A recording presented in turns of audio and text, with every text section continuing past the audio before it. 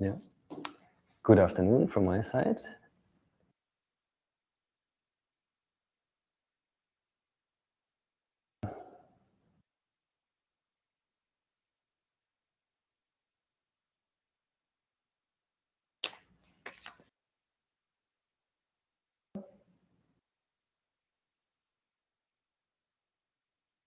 Good afternoon. I mean, technically it's afternoon, and a very warm welcome. This is also true because it's quite warm here in the German summer up there in Berlin in our offices. I'm very happy that you found your way in front of the screens, be it at home or maybe in your office, to follow and to participate in this talk about the situation of the media freedom in Azerbaijan and about possible ways how to report from and on about this country.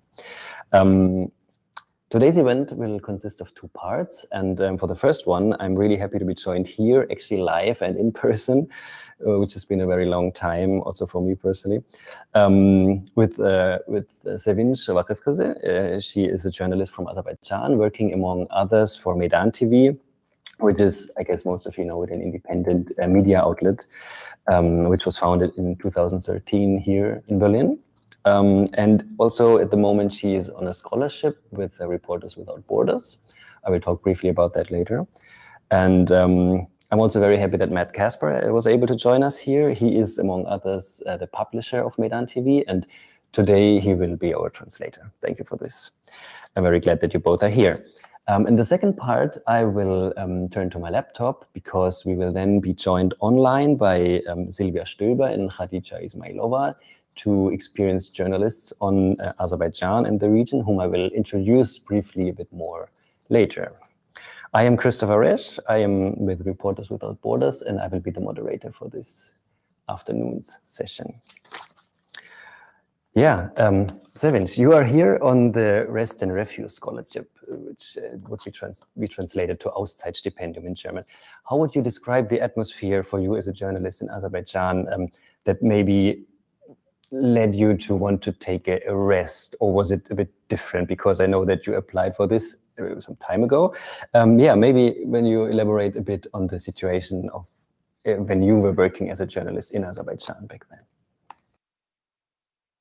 Ben 2010 ildən başlayaraq jurnalistimi çalışıram və öncə qəzetdə çalışmışam, Bizim Yol və Azadlıq qəzetlərində, daha sonra isə 2014-cü ildən Meydan televiziyası ilə çalışıram və bu müddət ərzində mən adətən yəni müstəqil mediada təmsil olunmuşam və bu müddət ərzində daha çox tənqidi mediada, sosial mövzularda və həmçinin insanlarla bağlı mövzularda reportajlar hazırlamışam.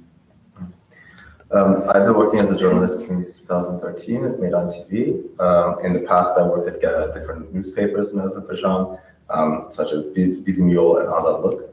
But since 2013, I've been at Meydan, and I'm working in the independent critical media, focusing mostly on social issues and human rights issues. Azərbaycanda işləmək əlbəttə çətindir, müstəqil jurnalist olaraq işləmək çətindir. Çünki ölkədə əslində rəsmi olaraq sensor olmasa da, ancaq sənin yazacağın mövzular bəzən sənin üçün təhlükə yarada bilər.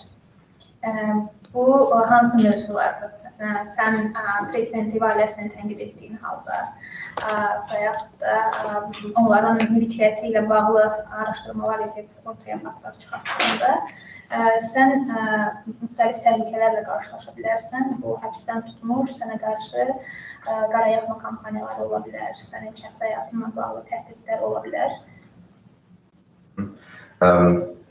Of course, it's difficult to work in Azerbaijan in media, even though there's no official censorship.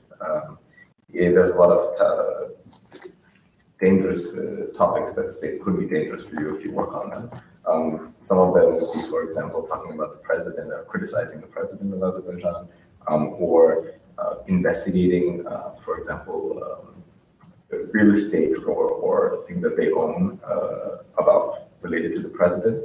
And you can end up being put in jail or have defamation campaigns put against you where they publish things about your private life in order to exert pressure on you. Və mən Meydan TV-də çalışmağa başlayandan sonra artıq 2015-ci ildə bizə qarşı cinayət işi açıldı və sonra bizim ölkədən çıxışımız qadağan olundu. Bütün Meydanla əməkdaşlıq edən hər bir şəxsin ölkədən çıxışına qadağa qoyuldu və biz 4 il müddətində heç bir yerə çıxa bilmədik, yəni ölkədən kənara çıxa bilmirdik. Yalnız 2019-cu ildə bu qadağa götürüldü və Avropa Məhkəməsi qərar verdi ki, hökumət bu barədə ədalətli qərar çıxartmayıb. Yəni məhkəmələr bu barədə ədalətli qərar çıxartmayıb. Və bundan sonra biz etiraz etdik PAHO-nun qarşısında və daha sonra bu qadağa aradan götürüldü. So in 2013, when I started working with Meydan TV, there was a criminal case that was opened against the outlet. And after that, for 4 years, many of the people who were working with Meydan TV were not allowed to leave the country. So there was a travel ban put on against us, and it was only in 2019 that this travel ban was lifted. And the European Court of Human Rights ruled that this was an inappropriate ruling by the local courts. And we protested in front of the prosecutor's office in Baku after this ruling was made, and then the travel bans were lifted. Bu müddət ərzində əslində biz düşünürdük ki, onlar istəmir ki, biz azad media ilə əməkdaşlıq edək. Onlar üçün bu narahat edici məqam idi. Çünki onlar bizə heç cür nəzarət edə bilmirdilər və onlar hökumət mediasından, yəni hansı ki, televiziyalarda hər gün çıxış edən bunların kanalları var və hər zaman bunların dedikləri ilə idarə olunurlar. Kimləri efirə çağırmaq lazımdır, kimləri çağırmaq lazım deyil, hansı mövzuları işləmək olar, hansıları işləmək olmaz.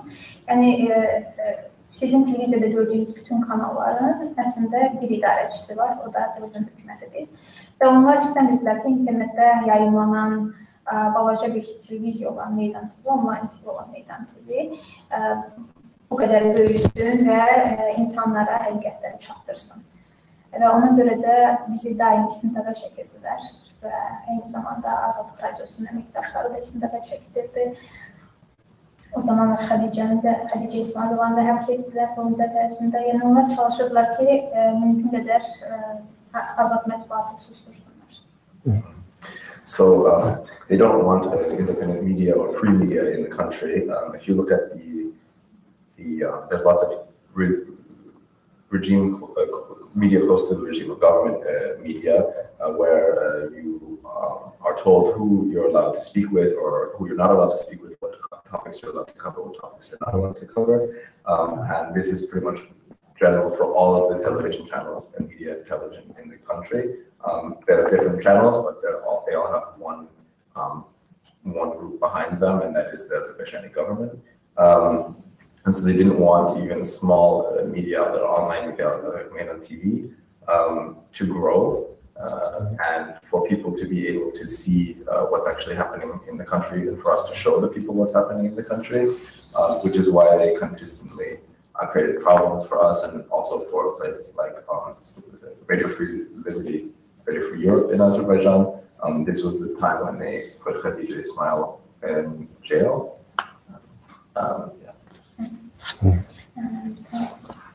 Bu müddət ərzində, yəni bu müddətdən sonra belə, hətta bizim belə deyək də, ölkədən çıxış qadağamız götürüləndən sonra belə deyə bilmərik ki, vəziyyət dəyişib. Çünki hazırda da o cinayət işi açıqdır və o cinayət işi Meydan televiziyasına bağlı qadağanılmayıb. Və bugün hazırda biz yəni müharibə baş verir bizim ölkəmizdə, ancaq Meydan televiziyasından heç kim o müharibəni işıqlandıra bilmədi.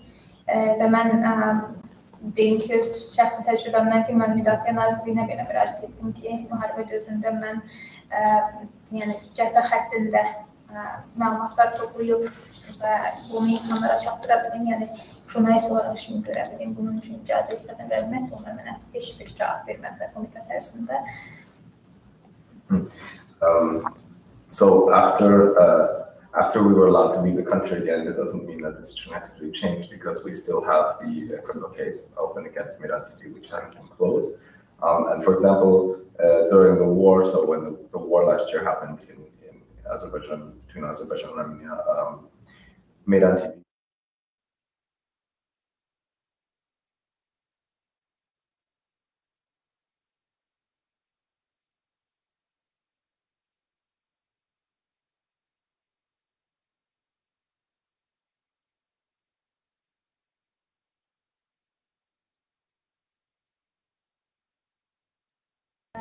Bir təklif oldu.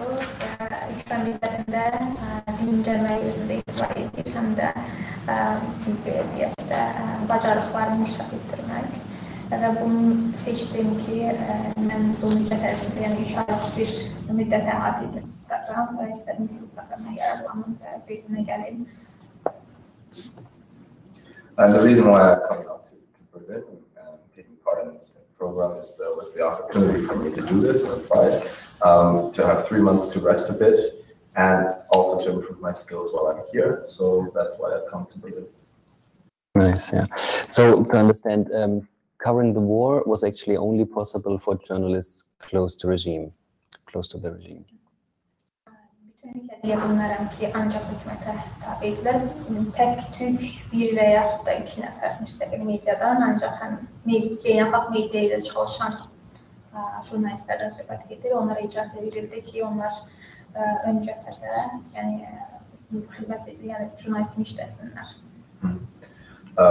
I can't say that no one was able to, just there were a few independent people and some that worked with international media that were able to go to the front line. Yeah, okay. As you said, the criminal case against Meydan TV is still open, still ongoing. How long do you feel is the arm of the regime? I mean, until, like really physically here in Berlin, could they give you trouble? Could they make a problem? How's that? Fizik olarak hər hansısa bir baskı hiss etmirəm. Orada olmaq rahatdır. Ölkədə də olmaq bir tərəfdən çətindir, amma bir tərəfdən də maraqlıdır. Çünki jurnalist məhz həqiqəti söyləməlidir və həqiqəti yaymalıdır. Və həqiqət də elə bir şeydir ki, çox adamın xoşuna gəlmir və bunu qarşısına almaq üçün də əlbəttə çaba göstərəcəklər. Amma təbii ki, bizim işimiz doğru göstərməksə, bunu da göz önünə alırıq ki, bizimlə bağlı hansı tədbirlər görə bilərlər. So no, they can't really do anything to me here. I don't feel any physical pressure or danger.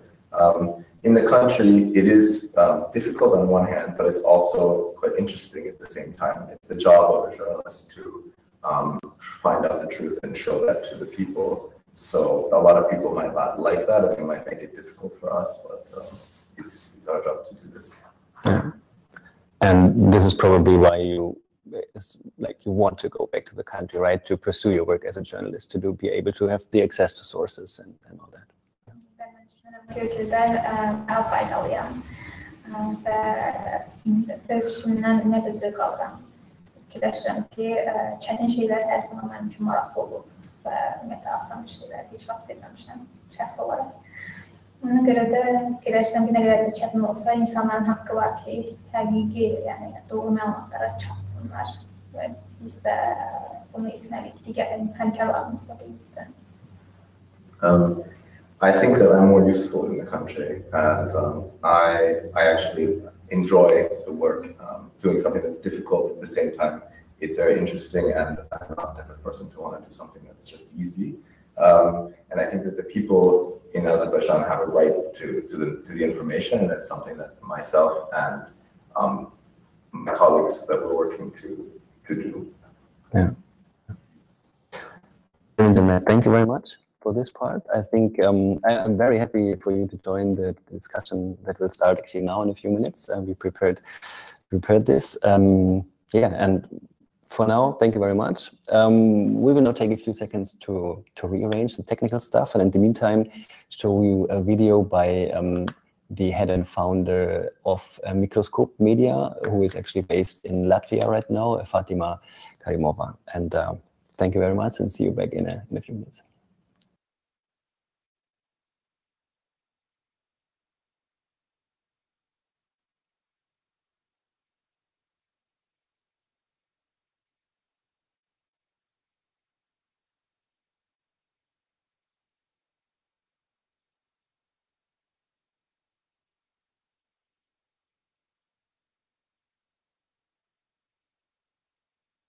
Different topics are the most problematic for journalists to report on in Azerbaijan.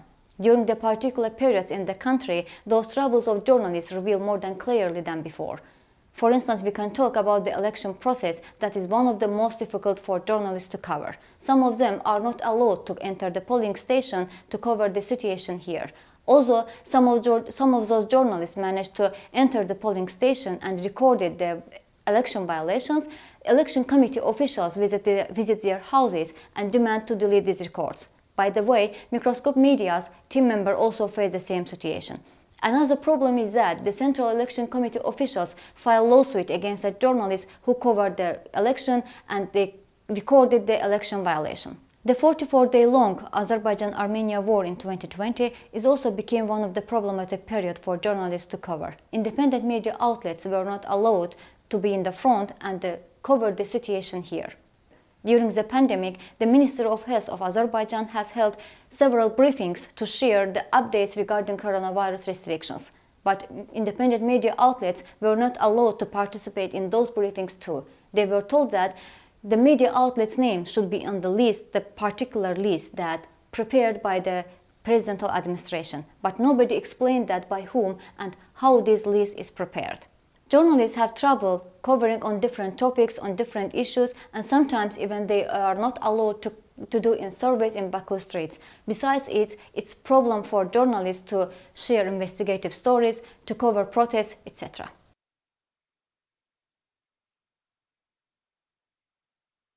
The Azerbaijani government goes after critical journalists in different ways. Some of journalists had a travel ban for years and some of them were arrested. There are several independent online media outlets that were blocked in Azerbaijan. Most journalists who worked for a while in Azerbaijan, they had to flee the country due to the political pressure, and now they are living in exile in different European countries and the US. Despite it, they continue their journalistic work and to share the real situation in country.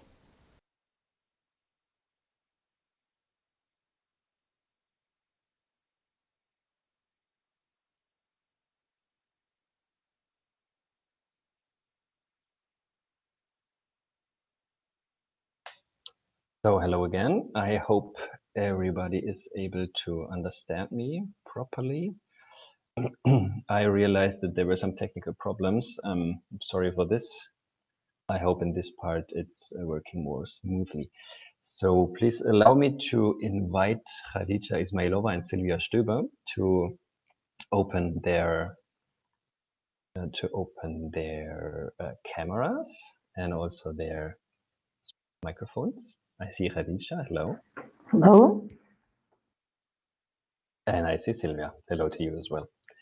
Hello. So again, to the audience out there, thank you very much for being here and following us, and also for a warm welcome to Khadija and Silvia. I guess in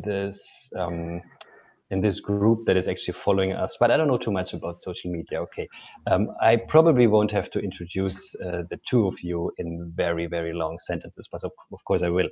Khadija Ismailova is an investigative journalist from Azerbaijan who has reported extensively on, for instance, high-level corruption in the country. And she has numerous awards. For instance, was awarded for the Right Livelihood Award in 2017. We will, of course, talk about personal things which is related to your work, Khadija, a bit more later. Silvia Stöber is a German journalist working among others for Tagesschau.de, Tagesspiegel and Neue Zürcher Zeitung. I'm very glad to have you, both of you here. The chat is open, both on social media and here on the big blue button. And my colleague Ulrike Gruska is having an eye on the chat and on the networks, is feeding me with relevant comments. Of course, feel free to ask them. I will post them either directly when I see fit, when it fits to what we just talked about, or we'll collect them and ask them, post them at a later time in the discussion. Yeah, okay. As a kind of a starting input, Khadija, I would like to ask you, how is it possible? How do you stay a critical journalist in a country that went after you in many ways and in many excessive ways? How is it possible to stay working to stay tough like this? Well, thank you very much for this opportunity, and I also want to salute Sevinç from here. She's one of the brave journalists in Azerbaijan, and she was modest with her presentation, but she's one of the investigative journalists that I work with together. So she did groundbreaking investigations on property of oligarchs and public procurement. Also, I don't remember exactly, but I can count at least 5 or 6 times only last year when she was stopped by police, detained shortly, and still continues doing the work. And actually, her example is one of the factors that we continue doing the work, because she's younger than me. She's younger generation, and her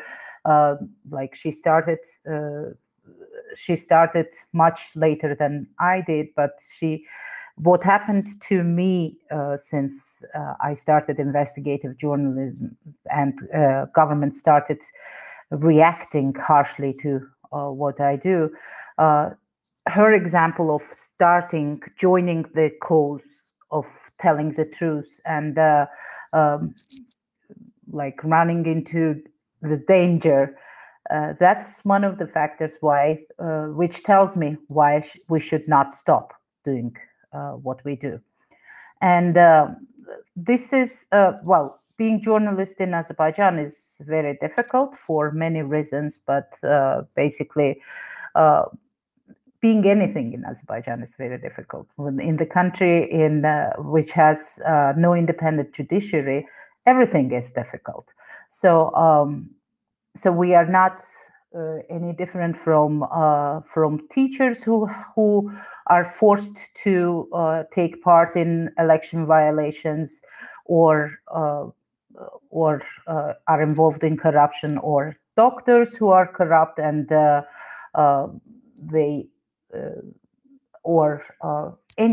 basically everything is out of law in the country, out of the rule. So, and the problem is that we try to uncover the problems. We try to show where the mismanagement is happening, where the problem is, and the government actually gets it as a threat to its existence. So that's the core of the system in Azerbaijan.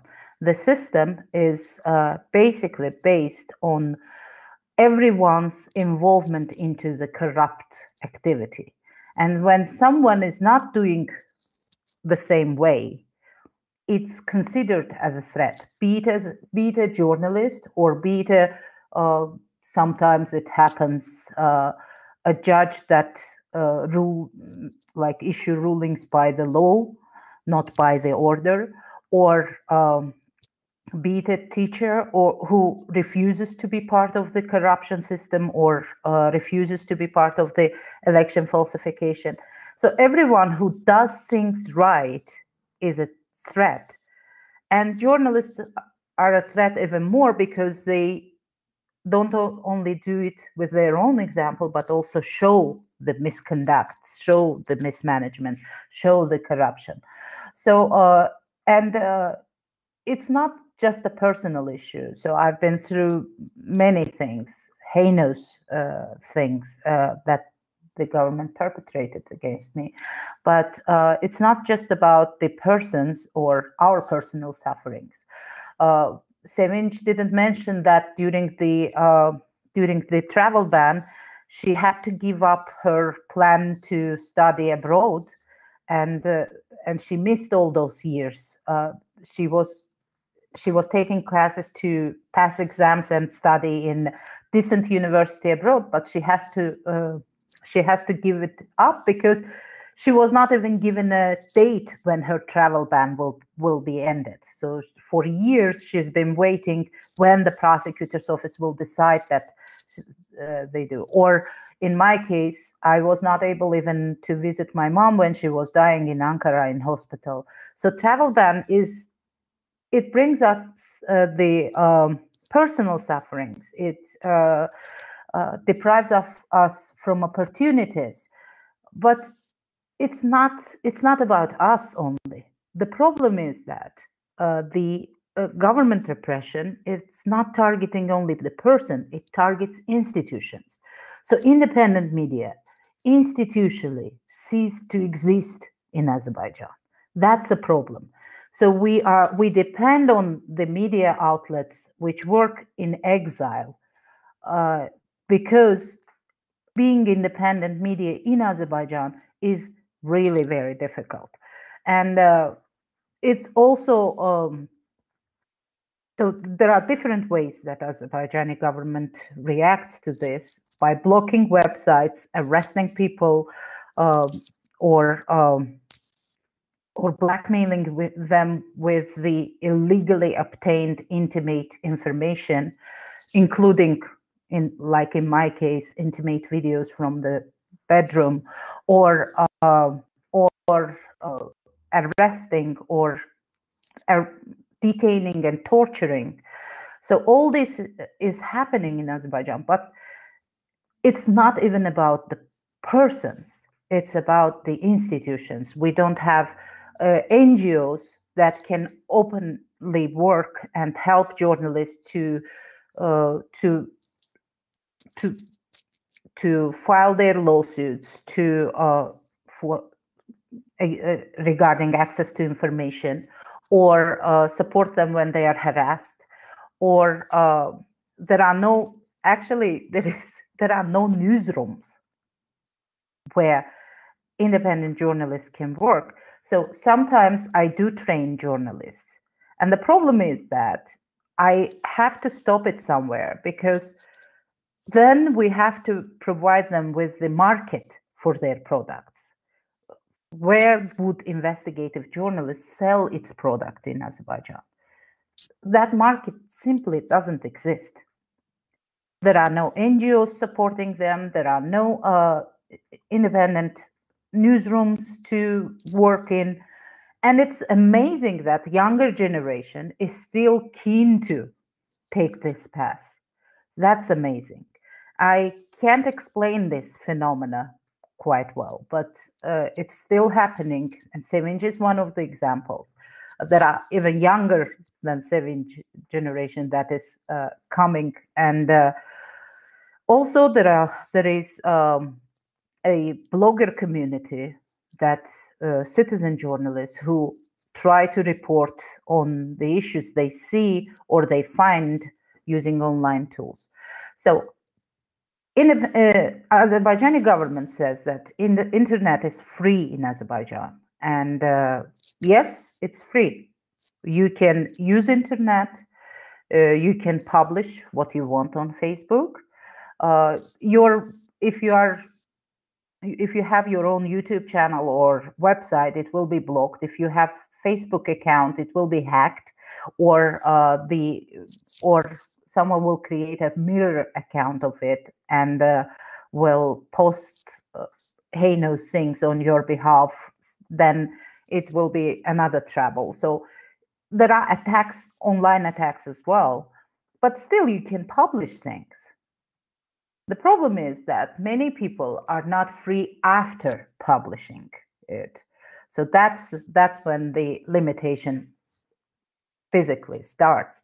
If you attack police, for example, first you will be attacked by, if you criticize police, first you will be attacked by the troll army of the which supports police. If you target the president, then another troll army will deal with you, and then if you don't stop doing that, then you might be taken to police, tortured, and it's not just journalists, it's ordinary citizens are being taken to police, tortured there for what they write. Their computers are seized, telephones are seized, they are forced to write sorry, I shouldn't have done it, posts later or delete what they posted before. So, and this creates a climate of fear in the country, and people are not free to express themselves. And you asked Sevinç about war reporting. That was another issue. Yeah, Sevinç is right. Not every independent journalist had been limited from going to the front line. But those who have history of criticizing army and the president were limited. So, so this is where the red line is. If you want to be included in the list, then you shouldn't have the history of criticizing them. So, and Meydan TV is definitely not in the white list of. So that's why none of the Meydan journalists have had the chance to visit the front line to report from the war. Another issue with the war reporting is lack of professionalism and lack of these trainings of journalists. Because Azerbaijani government had persecuted all the NGOs and kicked out all the international NGOs from the country, and it didn't even think about replacing basically their activity by training the journalists. Most of the journalists working now and who have access to front lines, they don't have training on safety. Recently, we had two of our colleagues who were victim of the blast on landmine, and we mourned them. These two journalists, I'm sure they never had a training on how to behave in the front line. Support, there were not enough professional support mechanisms to pass them through dangerous areas, and it's not only Azerbaijani government's fault, of course, but also, and the main problem is that landmines are there, and the Armenian government is refusing to provide them landmines. The main problem is there, but also, there is another thing, that Azerbaijani government created a condition when journalists are not trained enough to avoid or to be more informed about the dangers of the war area. Unfortunately, war has not stopped yet until the last landmine is taken away, or the area is safe for traveling. We can say that the war is still happening and the occupation is continued. So maybe physically Armenian army is not there, but their landmines are still there. So there is still a danger, and journalists, officials, or whoever is traveling there should be prepared for these dangers. So this is another challenge for us, which during the so-called ceasefire, we didn't maybe need it urgently, but now we do, and I think it's one of the urgent issues that Azerbaijani government should be open for international training groups to come and train the journalists who have access to frontline, to train them against these dangers of the war. This is one of the issues that needs to be addressed now. Well, and also in the areas where war is not it's like beyond the war, peacetime issues against are the problems with access to information, the information about public procurement. It's better than, let's say, 10 years ago, but it's still a problem to get true information about the public procurement. Yeah. Only a little part of the public procurement contracts are transparent.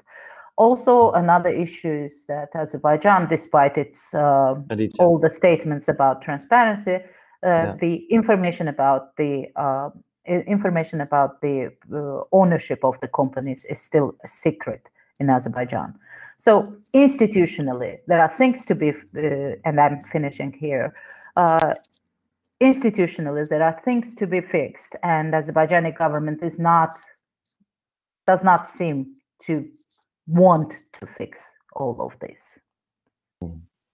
Khadija, thank you very much for this broad insight into the topics, many of them complicated, but we will address as many of them as we can in our short time. There was the troll armies, there was citizen journalists, definitely there was the war and how you can professionally report about this. I hope we can all talk about this. Thank you so far. I would hand the virtual microphone over to Silvia for now and ask, and actually, Khadija, you were kind of crossing the bridge to this topic. I would start. Silvia, in your own experience, how is it possible for you as maybe not the right word, but as an outsider, since you are not an Azerbaijani citizen, you are an international journalist, also very experienced with the country and the region for sure. But how is it possible for a journalist like you to report, strange word, objectively on a region where is so much heat inside also, you know, how is it possible to not let you be pulled on the one or the other side? How are you dealing with this problem in your work every day? It's quite a difficult question, and first of all, I would like to say that I have lots of respect for the journalists working in the region, being from the region, like Khadija, like Sevinch, for their bravery, for doing their work, even though there are those many problems. It's in a way it's easier for us journalists from abroad, since we can go away and our personal life is usually not affected by our work. But when it comes to reporting itself, I always try to bear in mind that I'm just a guest in the region, and that I will always be only a guest and an observer, and never go into the details. Persons like journalists like Khadija can go. So what I try to find out is to follow the events for years and years and better understand developments and people and get the experience and always be open for viewpoints and arguments from all the sides, so that I can better understand what is behind it, and always try to check the facts, the sources, information which is presented from all the sides. And coming to Azerbaijan itself, it's also the question how to go into the country. And there the government has some like powerful tools like visa accreditation and this blacklist, for example. And for years it was kind of a game, but an unequal game, because the government could set the rules and according to their goals. And so I tried to play this game for quite some time, and then somehow they changed the rules, and I was not allowed to go into the country anymore for quite some time. So this is there you get an impression what it is like to be dependent as a citizen from the country, from the government, from an authoritarian ruled government. So and then when you are in the country, that of course. Before you have to go to the embassy and to have a talk with someone from the embassy and to describe what you want to do, and then somehow in some way they have an impression what you want to do, and if they wanted to, they could of course follow you. And Baku is a city like Moscow and others where you have lots of cameras. So I don't know how much they are interested in what you do, what special or some of the journalists do, but you should always be in mind that if they are interested in getting and finding out what you do, then they can find out. That's quite for sure. So how do you deal with the access to your sources? I mean, there's also the thought that you, with your journalistic work, could also put people in danger, right? Because you always have to fear maybe that the government has an eye on it. How are your strategies to avoid this? I have this experience in Nakhchivan, which is an exclave from Azerbaijan, and which is much more difficult to report about than the territory of Azerbaijan itself. And there it was, I went there once, and it was really, really important not to be in a public with people you talk to, but you had to try to go to some places and then to change the places and then to meet those persons. And then, of course, you had to make sure that you don't name their names in the article, but to make sure that, of course, you have talked to some people who can say something, but always in a way that it's not too easy for the government to find out who was behind it. Always, it's also, I think, important not only to speak in a general way of a dictatorship, but to make a difference. Belarus and Azerbaijan are different cases. Governments use different methods. And I think it's also important to the audience to describe the way how we can work, how we cannot work, how we can check our sources or not, and make it known to the people so that they can, in the end, decide about what they read, what they think about it in the end. Silvia, you also just mentioned that you were put on a kind of a blacklist, and suddenly a few years later you were taken off that list again. How were you notified, if you were? I guess you had to look it up yourself. Were you understanding the rules at that point? Also, why and when and how they were changed, or was that all somehow in a black box hidden somewhere, and you had to find out? The black box was more why I did get on the list some years ago, because the blacklist is for people who went to Karabakh, Nagorno-Karabakh. But I went there a long time ago, and I notified the government, and still I could travel to Azerbaijan in 2012.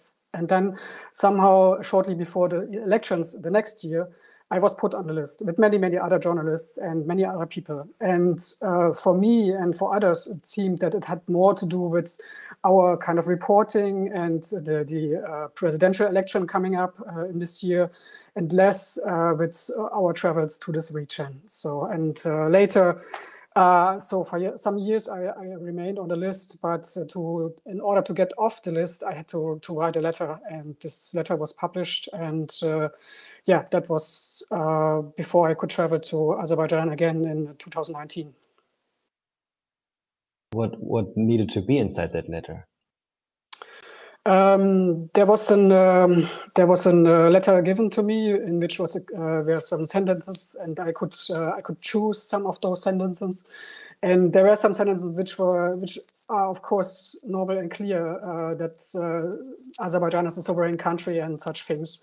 And these are things I could write without any problem. And there were some other sentences I didn't use, but it was what I was like able to write, and what I could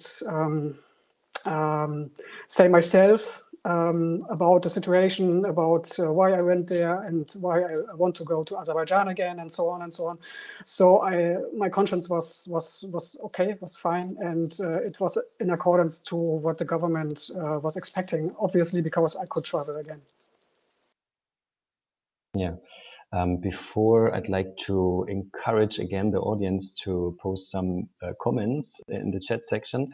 I'm encouraging it now, actually. I want to just have one question directed towards Khadija, because actually, I mean, the reason that we organized this press talk in this exact time was also, of course, the matches that are taking place during the Euro Championship in Baku. And Khadija, you told me that you're not a football expert. I'm not one, me neither. But my question isn't directly related to sports. The first would be, what does the role of the European Championship play for the regime?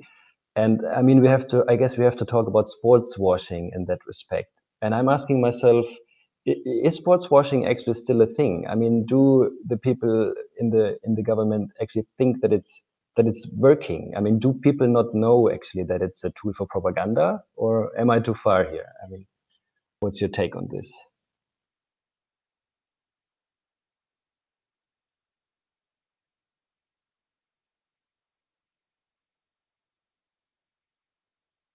Khadija, we can't hear you, or at least I can't hear you.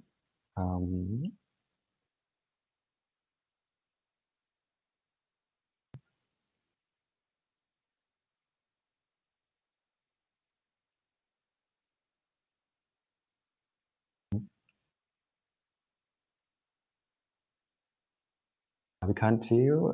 Maybe you can switch off the microphone and turn it on again. Sometimes that helps.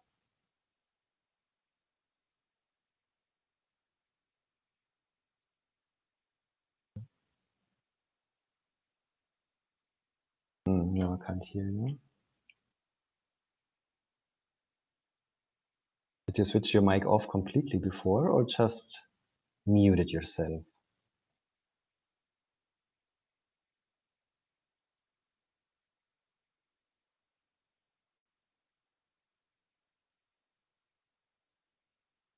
Khadija, say something now.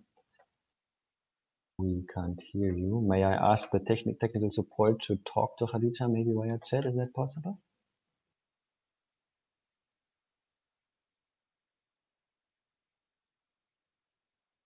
So Khadija, please try to log out completely of Big Blue Button and then come back again. Sometimes, yeah, get this message like from the technical support, like really log off of Big Blue Button and then enter again.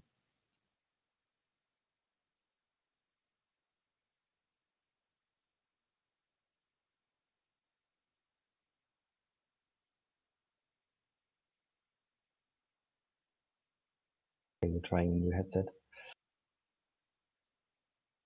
Maybe in the meantime, Sylvia, maybe we can talk about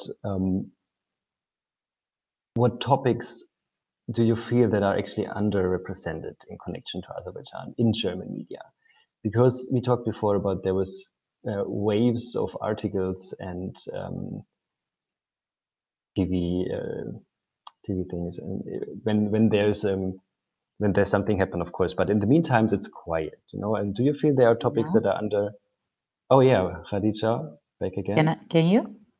Okay, so Sylvia, sorry, we put that question aside for later. No, I can't. Because I had actually started already to ask Khadija about the football-related things. Yeah, we talked about. Thank you for fixing it. We talked about sports washing in connection to the championship, and I was wondering, is it actually still a thing? I mean, do people in the regime really think that it's working, or is it widely seen as propaganda? And okay, let the government do their things. We don't believe in it anyway. What's your take on this? Well, sorry for the technical problems. Well, there are several reasons why I suspect the Azerbaijani government is doing all these expensive events. First one, of course, is reputation washing. It wants to pose itself as an international actor, respected by the world, who is welcomed and who can welcome world celebrities in their events, and that's why they are organizing so much events. Second reason, and I think it's the more valid one and still valid one, is the corruption. These events also allow the government to steal a lot of money from the public budget, and this public money are uncontrolled, and basically because all these spendings are urgent, and all the spendings are they are not transparent enough. So we've been requesting detailed budgets for many events, for these kind of events, and rarely the government of Azerbaijan provides all those figures. Sometimes we are able to find the more information through UEFA and other international actors, but it's not happening. Well, there are bad things and good things about these events. Sometimes these international events are helping to smooth the restrictions for foreign journalists who come to the country. And I think Sylvia's case is one of those, when like in the middle there were a lot of criticism about the censorship or the blacklists that Azerbaijani government was compiling.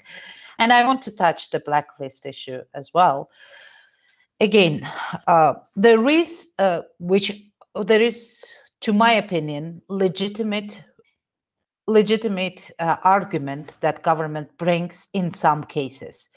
It restricts the journalists, the foreign journalists who visited the occupied area without knowledge of Azerbaijani government, so without notifying Azerbaijani government. It's not Sylvia's case. But that rule is being abused against journalists who have nothing to do with Karabakh issue or never visited occupied territories in Nagorno-Karabakh.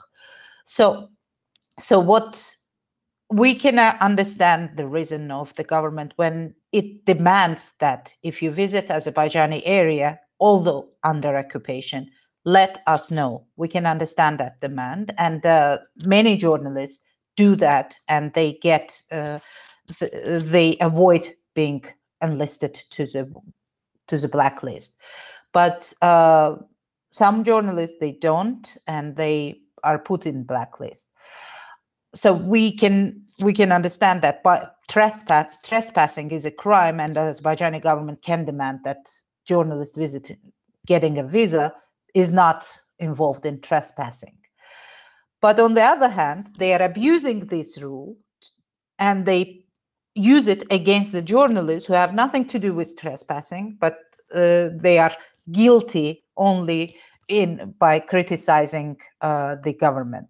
So that's the problem. It's the same with the abuse of the rules against terrorism when the governments are using the surveillance techniques against critical journalists. It's while all these rules, all these opportunities, technical opportunities have been acquired only to prevent terrorism in the terroristic attacks or some more serious crimes. So this is basically, there are some legitimate rules, but they are being abused in the countries which has no independent judiciary or have no democratic governments. So restricting rules in hands of undemocratic regimes is a danger.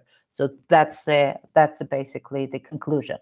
But during these mega events, we have some smoothing, or we have more freedom of more visiting foreign journalists, and it basically, if Azerbaijani government was planning to whitewash its reputation, it didn't work well, because all the journalists who visited Eurovision in 2012 or after that, this European Championship or the Olympics, what they called European Olympics, or the football championship, they also reported about the shortcomings, the corruption, human rights abuses in the country. And that's where I think Azerbaijani government understood that these championships are not basically good tool. But it's still a good opportunity to steal public money, so they continue doing so. Just recently, there were news that SOCAR, the state oil company of the state of Azerbaijan, of the Republic, pulled out from the sponsorship of UEFA. Is that something? Does that show that maybe the lobbyism strategy by the government is slightly changing, or what's your opinion on this? Well, there are some internal political factors in that decision as well, because SOCAR leadership is not in the whitest list of the ruling family right now. So I think basically they are creating a new team that does foreign lobbying, because the old ways didn't work well. But also because there are some rival groups in the government, and SOCAR leadership is not in favorable one right now. Yeah. Thanks to our commentators. There have been 2 questions so far. Thank you for this. And the first is by Mr. Jörg Wagner. I will just read it. It's not that long. My question concerns the last 10 years or so. Has the local television station TV Berlin, here in Berlin, been quoted in official communications in Azerbaijan? The station is suspected of having received money from Azerbaijan for spreading positive news about the Baku government in recent years. Khadija. Well, Azerbaijani government have been using strange ways to lobby. Like there were more open and like more open ways, like paying directly the politicians, and they were uncovered by a journalist investigation, including the Landromat investigation that we did in 2017 and afterwards. And several German politicians have been held responsible for doing so. So it's now taking the more subtle way, or building the infrastructure in Germany to do its lobbying through the so-called German media. But I mean, again, it's when someone is not telling the truth, it shouldn't work. I mean, and I don't think Berlin TV has audience in Germany, and I hope German politicians have enough brains not to listen to propaganda fed to them by the lobbying groups, unless. And I think they do enough brains, and if they do listen to this propaganda, I guess there is a reason for that, and it's mostly related to corruption in politics. That's why it's important that European regimes are restricting the money coming from the oligarchs to their country, and it's important that they put forward sanctions that will prevent them from spending those money also to buying politicians in European countries. Silvia, I got the impression that you wanted to say something about this. Is that true?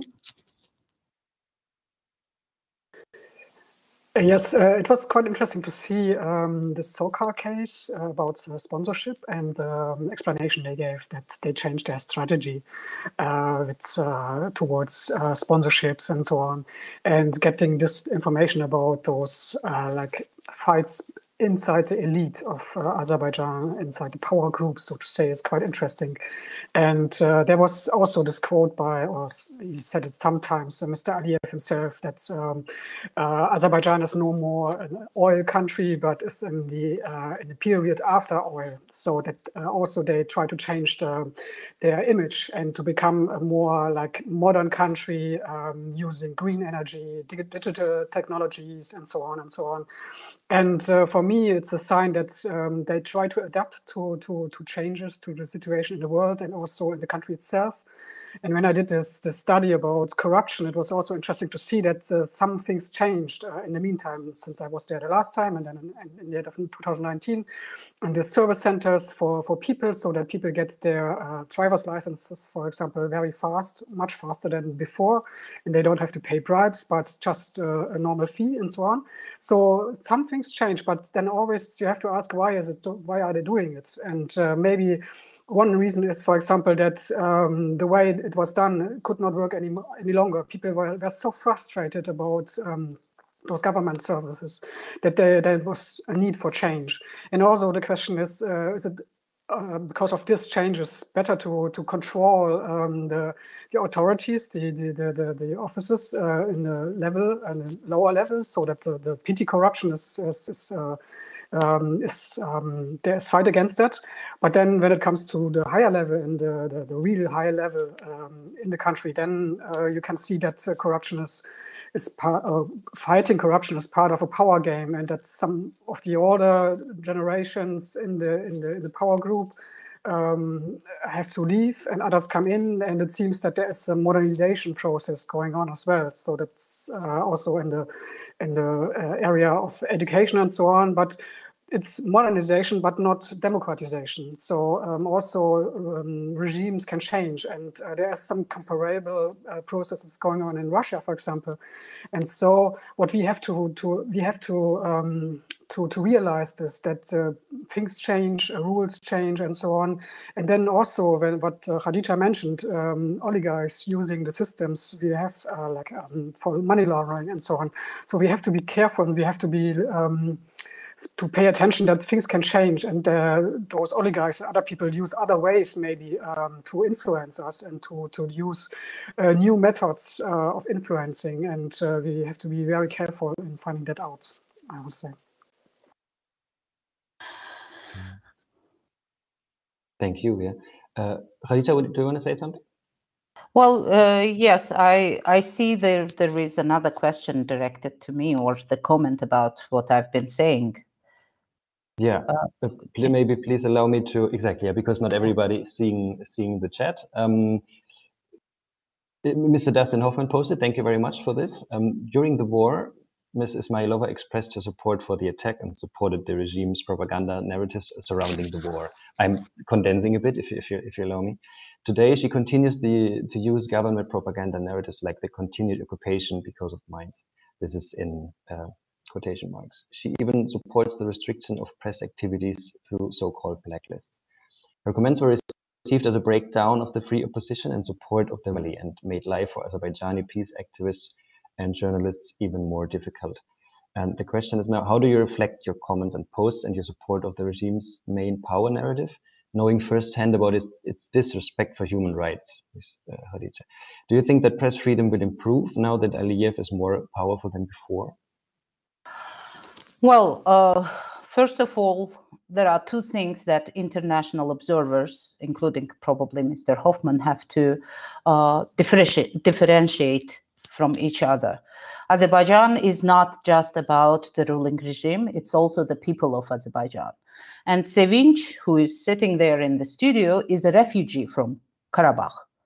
Her family, among other more than 700,000 families, have fled from their own homes 30 years ago because Armenia occupied their homes. And this war exists. And there is a war, and war is not just one side. There are two sides of the war. And Armenia is a side of the war. Russia also is. And Armenia, with the help of Russia, occupied the territory of Azerbaijan, leaving hundreds of thousands of people homeless. And when we say truth, when we say that the Aliyev regime is corrupt, undemocratic, we also have to tell the truth about the sufferings of the people who fled from their homes, who've been suffering from this occupation, and who were victims of the war on both sides, including Azerbaijani sides. We cannot stay silent about the sufferings of the people who were victims of the Armenian occupation. And it was just war, I think, if we can call any war just. It was impossible to do it by peace because, as we have learned later, Armenian prime minister have been refusing from peace agreements, or whatever was happening did not let that happen. Maybe Moscow didn't happen, but it was not possible through the peace. So now families like Sevinç's family have chance to go to their hometowns. Well, there are no towns left. They were taken to the earth, grinded to the earth. I've never supported attacks on civilians, but those attacks happened on both sides and took more victims, more civilian victims on Azerbaijani side. And it's unfortunate that people like Mr. Hoffman basically prefer to take decide and keep silence about the victims of the war, of the occupation on Azerbaijani side. And it's what is my worth if I cannot tell the truth about my own people, when I cannot voice their sufferings, when I cannot tell. And if Aliyev is on the same page, let him be. We've been demanding the occupation of these territories for years, and Aliyev has done it just now. It's not supporting Aliyev regime. It's supporting the chance for hundreds of thousands of people to return to their. I gave my personal sacrifice in this war. My nephew has died in this war, and I believe he died in a just war. So it would be great if there would be a peace. But because international actors were too slow, too reluctant, or too hesitating, or too biased, maybe, they didn't help to achieve it via peace.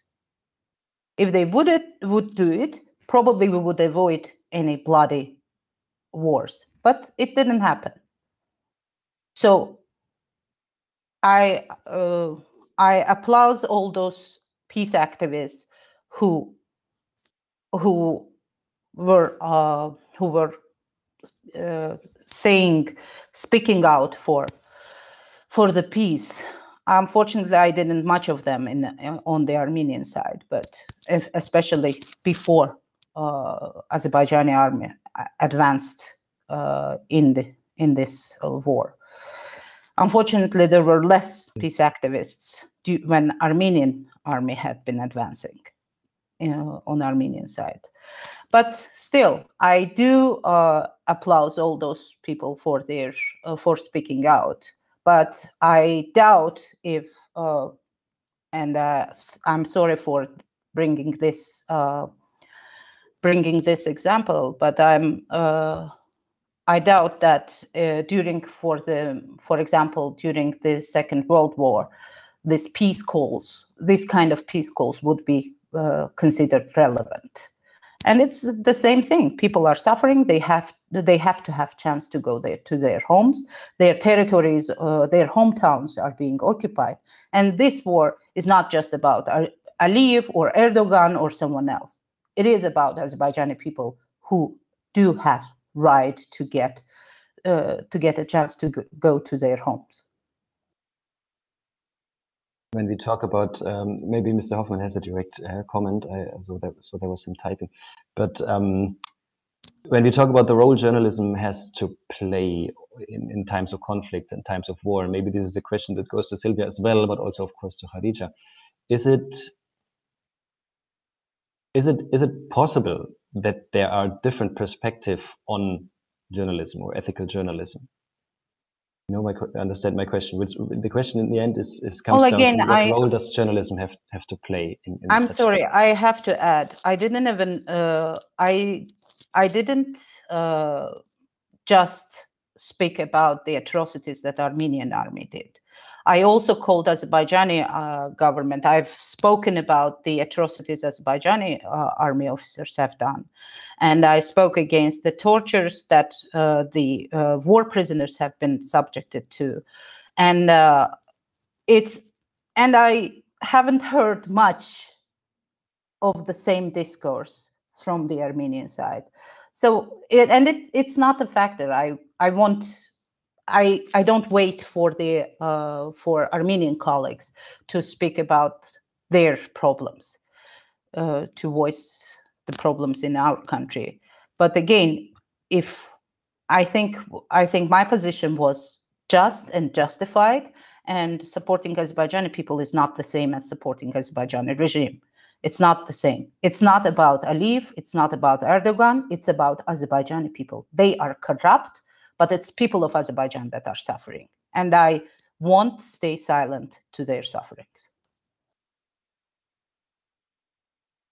Sylvia, how is that for you? I mean, it's wartime, it's time for conflicts, or it has been, or maybe still is, I don't know.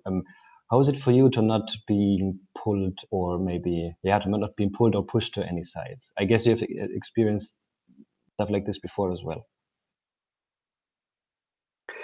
Yeah, it was always difficult since I'm following the events around Nagorno-Karabakh and the conflict and so on. And always there was a question on which side I'm from both sides. And I always try to explain that I, as a journalist from abroad, I don't take sides. I try to find out what is happening on both sides, and try to explain this to the people. And what I have always tried and will still try in the future is to go to both sides, to talk to people on both sides and to find out what really happened, for example, during the war days.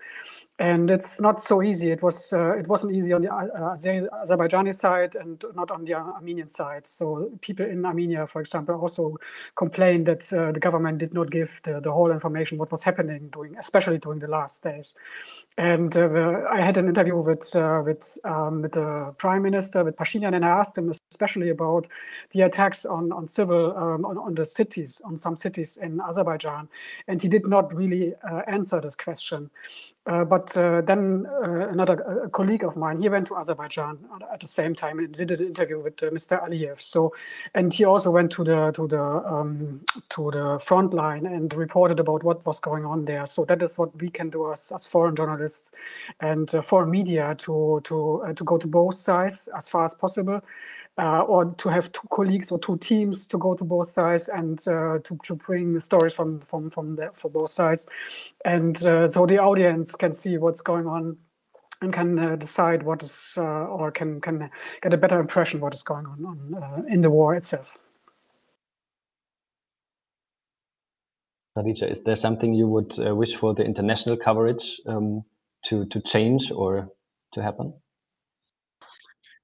Well, again, I wish Azerbaijani government is more open, and both governments are actually more open to, because we know about the reporters who were kicked out from Armenia, Stepanakert, because they've been revealing some information that was not pleasant to the Armenian army, or Azerbaijani government was even more restrictive by not letting lots of journalists who requested visas in, and also with international organizations. I'm for openness, and I'm for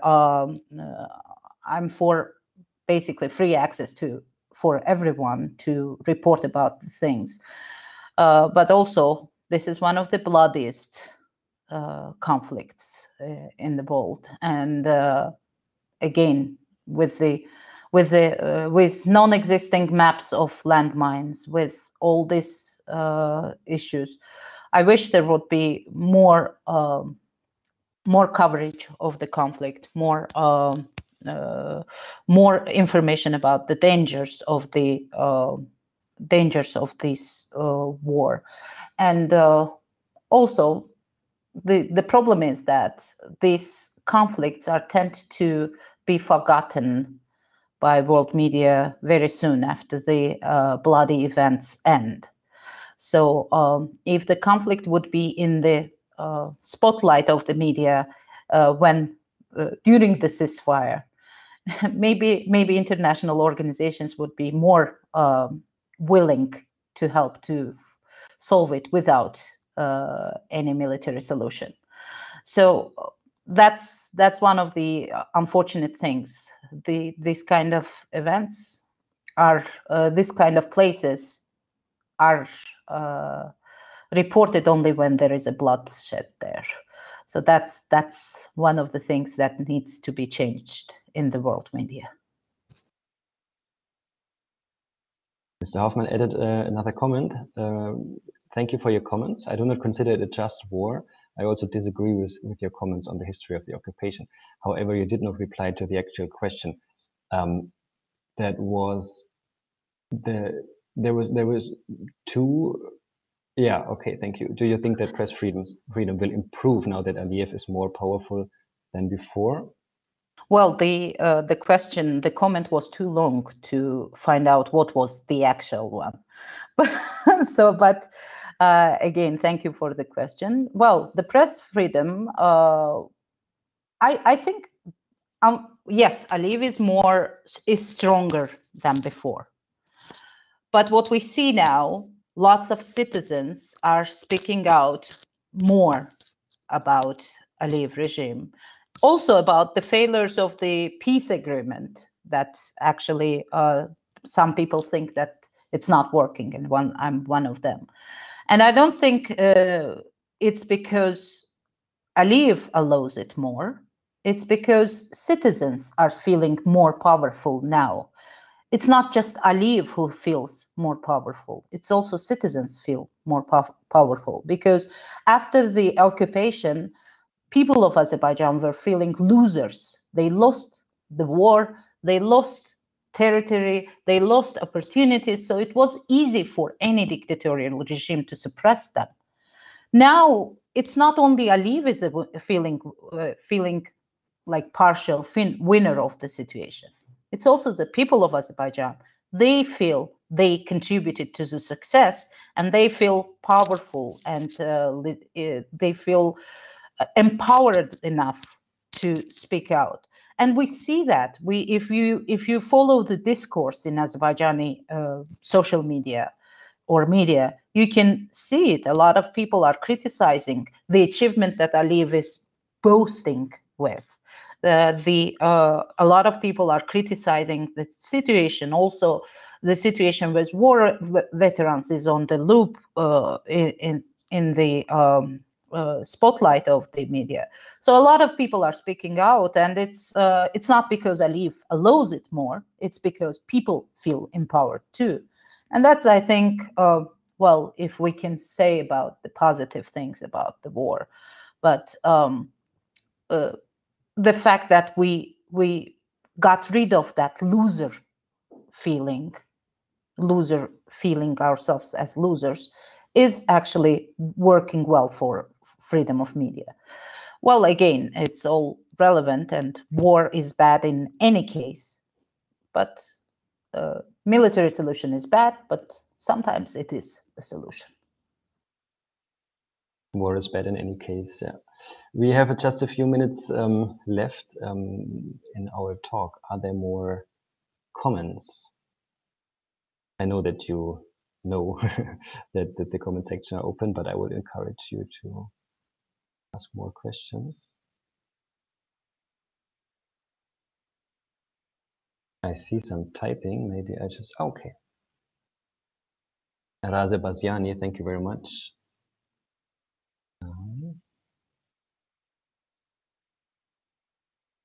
I think I'm reading it as I did with the other comments. While supporting the civilian population is a very valid position, to what extent do you differentiate, Ms. Ismailova, when the position of the, in quotation marks, civilian population is coherent with that of the Azerbaijani government? To what extent is it possible for the civilian population in a conflict area to take a neutral position, especially when they live in a country where freedom of the press, freedom of expression, and freedom of information are de facto almost non-existent? I imagine this to be a very challenging task.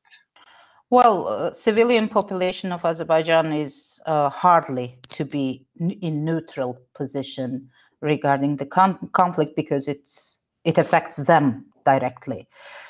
In fact, they've been criticizing the Aliyev regime, Aliyev government, in being in actually not doing enough so far. So I think, and we have to remember that before the 44 days military actions, in July 2020, there were massive demonstrations of people who demanded a military solution for the conflict. So it was actually their position that for some reason this time Azerbaijani government decided to follow on.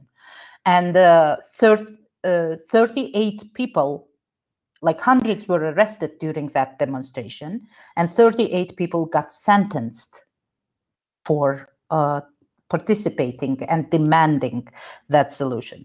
So it's the government of Azerbaijan is actually lagging behind the civilian population in this in its position over the conflict. And I have to say, it's maybe something positive about the Aliyev regime. Aliyev government is actually much more, let's so call, peaceful than the some part of the population, because if you probably have a vox pop in Azerbaijan, lots of people will tell you that they don't see a future with the same in the same country with Armenian population. It's not the official position of the Azerbaijani government. The official position of Azerbaijani government is that we do have Armenian population and we want a peace with them inside one country. So I have to say that the population, part of the population at least, is more radical now than the government itself. But it will change. Wounds are still fresh. It will change, and if the government propaganda will not be elevating this hatred, which I hope is things we are seeing now and we will see later, it will come. I have to say that in both countries, the governments kind of refer to the radical speeches are addressed more to internal market than to the outsiders.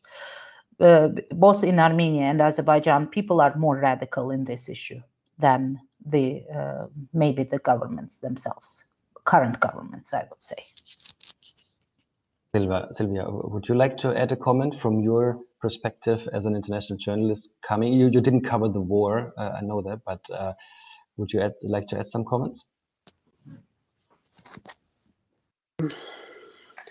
I was in Armenia during the last week of the war, and so what was happening from there. So I was not in Azerbaijan itself, but what I have to say is that given the history of the conflict, and that for years, more than 20 years, both governments were not able to find a solution to the conflict. It's also because they were on both sides authoritarian ruled. I would say in Azerbaijan more than in Armenia, but still also in Armenia, the government was in a way authoritarian, and both governments used this conflict in order to say that we can still not have democracy. First we need to fight the enemy, and we have to find stability and security, and afterwards we can have democracy. And so in a way it would be necessary to say now in Azerbaijan, now that the war is over and the conflict is more or less over, at least the government is saying this, then there should be changes. There should be more democracy in the country. But as far as I can see, it's not happening. And now that we have the election campaign in Armenia, there is one of the topics is whether to have security or democracy. Like one of the candidates, for example, Mr. Kochayan, is speaking about that, and others as well. So the question is raised whether to have security or democracy, but not that you can have more security with democracy, because you don't need the outside enemy in order to cover up problems in the country, to corruption and all those problems in both countries. So this needs to be addressed in both countries, whether with democratic rule and more freedom for the people, there could be more open discussion about the solution, and also to find a way to describe or to explain to the people that peaceful solution is also possible, and that people could live together in the end, somehow, if they really want to, and if there's not that much propaganda anymore as it was and is still happening even after the war now. And to my impression, in some ways it's even worse than before the war, and this should stop, and people should more talk about how they can come together, because they will for always be neighbors and have to find a way to live together as neighbors in some way. We kind of reached the end of our time, but there was one or 1.5 questions from the audience reaching me through the channels. One I find really interesting, is it known or are collaborations between Armenian journalists and Azerbaijani journalists on the ground happening at all? Well, I know about several regional projects where Azerbaijani and Armenian journalists work together, but they are small and I wouldn't say much effective. Well, there is a room for more work in that sphere. I did a training with journalists from the region, from the 3 countries in 2018, I think. And it was very interesting because in the beginning, everyone was hesitating to speak together and to be in a group. But in the end, the last day when we went to a restaurant and afterwards to a bar there, the journalists from Armenia and Azerbaijan were very close and really like friends. And it was so good to see that this happened. And I was so happy about it. It was one of the best experiences I made because you can see that it's possible and people are able to overcome those hurdles and to see the other people as a person. And so I hope this will happen again. Not now, maybe not now, of course, because of the fresh wounds and so on. But in some months maybe, or whenever it's possible, that people come together again and talk about what is really necessary to change in order to have a better life in all the countries in the region.